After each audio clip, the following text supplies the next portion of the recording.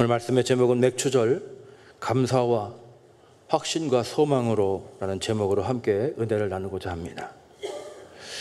지난 월요일 7월 1일 월삭 새벽 기도로서 우리는 이제 하반기를 새롭게 시작하게 되었습니다.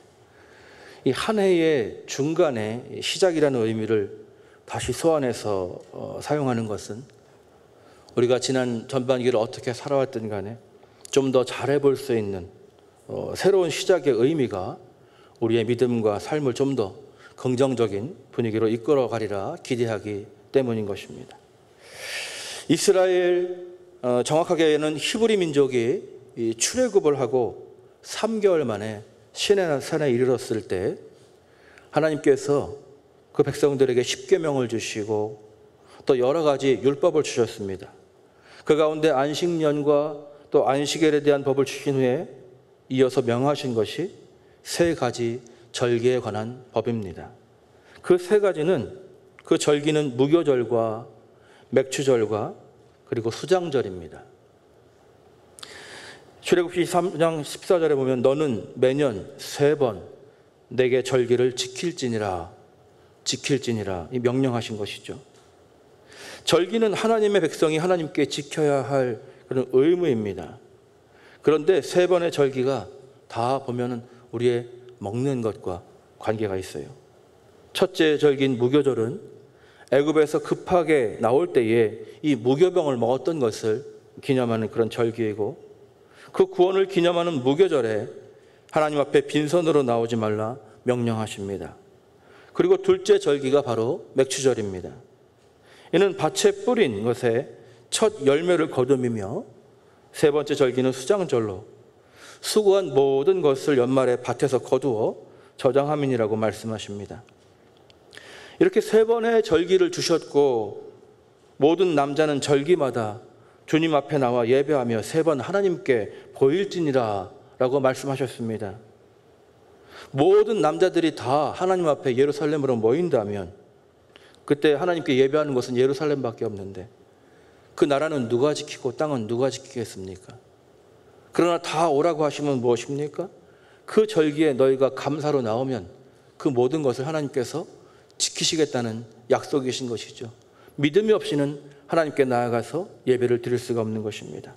그만큼 모든 남자들을 부를 만큼 중요하게 기억하며 지켜야 할 절기인 것이죠. 맥추절은 또 다른 용어가 있어요. 우리가 이 용어를 이야기할 때 조금 헷갈리기도 하는데 77절이라고도 하고 또 오순절로도 이름이 붙어 있습니다. 6월절 이후에 49일 만에 지켜진다고 해서 한 주간이 7일이잖아요. 그러면 77이 49, 7줄을 세서 77이 49, 그래서 77절이다 이런 별명이 붙었고요. 또 6월절부터 50일째 되는 날이다. 그래서 오순이라고 하는 건 50일을 얘기하는 것이죠. 그래서 오순절이라고도 부릅니다.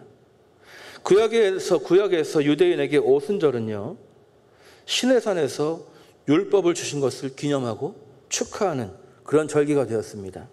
그런데 신약에서의 오순절의 의미는 예수님께서 보내시기로 약속하신 성령께서 임하신 그 날이 바로 오순절이에요. 그래서 우리가 찬양을 할 때 오순절 거룩한 성령 이런 찬양도 하는 것처럼 오순절 이 성령의 강림은 예수 그리스도의 복음이 온 세계로 확장되어가는 역사의 시작점이 되었고, 하나님의 구원의 역사가 모든 민족에게로 퍼져가는 그런 역사가 시작된 날입니다. 먼저는 예루살렘에 모여들었던 세계 각국에 흩어져 있던 디아스포라 유대인들에게 하나님 앞에 3번 보이기 위해서 주의 전에 나와 있던 이 유대인들에게 그들을 통해서 복음이 전해졌고, 후에는 바울을 통해서 아시아와 유럽에까지, 그리고 그리스도의 제자들을 통해서 온 세계에 복음이 전해지게 된 것이죠. 오늘 본문인 출애굽기에서 명하신 맥추절의 첫 의미는 밀과 보리를 추수하는, 말하자면 이른 수확물을 가지고, 즉 첫 번째 수확물을 가지고 하나님께 감사의 제사로 나아가는 것이었습니다. 이 약속을 주신 때는요, 아직 시내산에 있을 때예요. 출애굽한 지 오래되지 않았을 때입니다. 아직 가나안에 들어가기 전에 주신 언약의 말씀입니다. 즉 유목민이던 너희가 그리고 종살이 하던 너희가 가나안에 들어가서 농사를 짓게 되어서 그 땅을 차지하고 살아가게 될 때에 가장 먼저 추수하는 그 밀과 보리를 추수하게 될 때에 하나님께 감사하는 절기로 지내라는 것이죠. 이 세 번의 절기는 먹을 것과도 상관이 있고 그들의 수고와 농작물의 추수와 관련이 깊습니다. 사실 오늘 우리나라에서도 저희 형님도 시골에서 목회를 하거든요. 김천이 지금 상주에 계시는데 평소에는 하나님께 헌금들을 그렇게 못한다고 그래요, 시골에서는. 그런데 연말에 추수가 다 끝나고 나면 1년 할 헌금을 그때 다 한다고 합니다. 그래서 하나님께 우리가 이 세 번의 절기에 추수가 있을 때 하나님 앞에 나오라고 하신 이유가 무엇일까? 이 소득이 없고 수입도 없는 시기에 무겁게 예물을 준비하느라고 무거운 짐을 지느라고 고생할 것이 아니라 하나님께 드릴 것이 있는 감사의 제목이 생길 때에 이 추수의 시기에 감사의 기쁨으로 나오라고 하시는 그런 배려인 것이죠. 사람들 기분 나쁘게 생각하는 사람들도 많이 있어요. 수입이 생길 때마다 헌금을 하라. 반감을 갖는 사람도 있습니다. 그러나 여러분, 이 예루살렘 그리고 유대인들은 세 번 하나님 앞에 나와야 되는데 그들이 아무런 수입도 없는 시기에 농사짓다 중간에 열매도 없을 때 어떻게 예루살렘까지 순례를 올 수가 있겠습니까? 그들이 뭔가 움직일 수 있고 드릴 만한 재물이 있을 때 나올 수 있도록 하나님이 허락하신 것에 대해서 하나님의 배려로 생각할 수 있는 그런 믿음이 저 여러분에 있기를 바랍니다. 그 소득을 허락하신 하나님, 성도들의 기업이 되신 하나님, 모든 복의 근원이 되시고 비를 내리시고 또 땅에 우리가 심어놓은 것이 자라고 수확하게 하시는 하나님의 은혜에 감사할 수 있는 것은 그 작물을 수확할 때보다 더 큰 때가 없는 것이죠. 그 땅을 주신 분이 하나님이십니다. 할렐루야. 그 땅에서 작물이 자라게 하시는 분도 하나님이십니다. 그리고 그 수고한 것이 그들의 소유가 되도록 그들을 지켜주시는 분도 하나님이십니다. 오늘 살아가는 우리도 마찬가지죠. 우리가 보리밭에 가서 낫을 들고 추수를 하지 않더라도 우리에게 기업을 주신 분이 하나님이시고 그 기업을 통해서 모든 것을 얻어 누리게 하시는 분도 하나님이시고 그 기업을 우리의 소유로 누리도록 허락하실 뿐만 아니라 지키시는 분이 하나님이신 줄 믿습니다. 할렐루야. 올해 우리 부활절은 3월 30일이었습니다. 예수님은 6월절에 어린 양이 되셨고 부활절 돌아가신 절기가 6월절이고 6월절로부터 시작해서 77절이 되는 오순절이 되는 날은 즉 우리가 성령 강림절로 지키는 그 의미상의 오순절은 5월 19일이었습니다.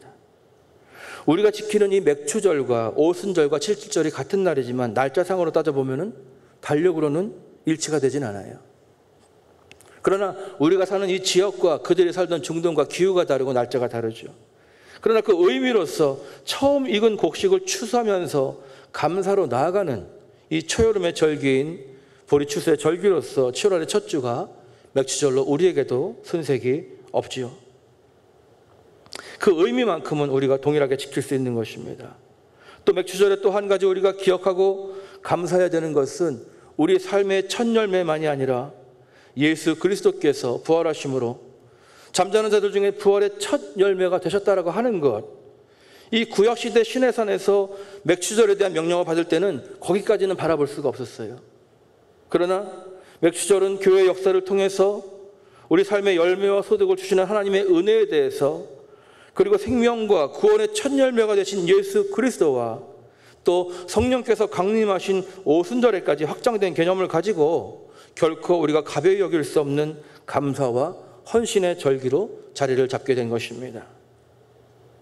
농사를 짓지 않는 우리에게도 여전히 감사의 계절로 이 맥추절이 받아들여지는 것은 부활의 첫 열매가 되셔서 잠자는 자들의 소망이 되신 예수 그리스도로 인함이고 또 우리 삶에 허락하신 구원의 은총 외에도 실제적으로 우리가 쓰고 살아가는 물질과 소득과 삶의 여러 가지 애쓰고 수고한 열매들에 대해서 그 모든 것을 때에 따라 적절하게 허락하시는 하나님께 감사하는 절기로 적절하기 때문입니다.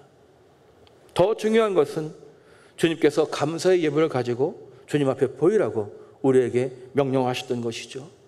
우리가 감사로 나아갈 수 있는 것은 믿음 없이는 할 수 없는 것입니다. 주님께서 이 세상 모든 것의 주인이 되시면서 우리에게 감사의 예물을 요청하시는 것은 부족할 때에 주님의 곳간을 채우기 위한 것이 아니라 우리에게 감사의 믿음을 더 주시기 위한 것임을 여러분 믿으시기 바랍니다. 나의 힘으로 살아간다고 하는 사람에게는 감사할 일이 없어요. 다 내 수고고 내 노력이고 내 것이죠. 그러나 여러분, 하나님의 은혜로 살아감을 고백하는 믿음의 백성에게 있어서 이 맥추절이라고 하는 것은요, 한 해의 중간에 서서 지금까지 내가 누려온 허락된 은혜에 감사하며 또 오늘 내가 이렇게 믿음 안에 살아가는 것이 주님의 은혜임을, 주님의 인도하심임을 인정하는 그런 믿음의 절기인 것입니다. 내 삶에 열매가 있게 하시고 이끄시고 또 보호하시고 누리게 하시는 은혜와 또 말씀하신 것을 이루시는 하나님의 약속에 대한 확신과 또 그리고 지금까지 보여주신 그 주님의 은혜를 근거로 해서 우리의 마지막 날에 하나님께서 허락하실 것들을 신뢰하면서 열매가 풍성하게 하실 주님을 소망함으로 이 땅의 열매뿐만 아니라 복음 안에 믿음의 열매가 있는 삶으로 인도하신 하나님께서 마지막에 우리에게 주실 그 은혜를 소망하면서 감사하는 그런 날인 것이죠. 주님을 향한 감사와 또 확신과 소망으로 맞이하는 그런 맥추절이 되시기를 주님의 이름으로 축원합니다.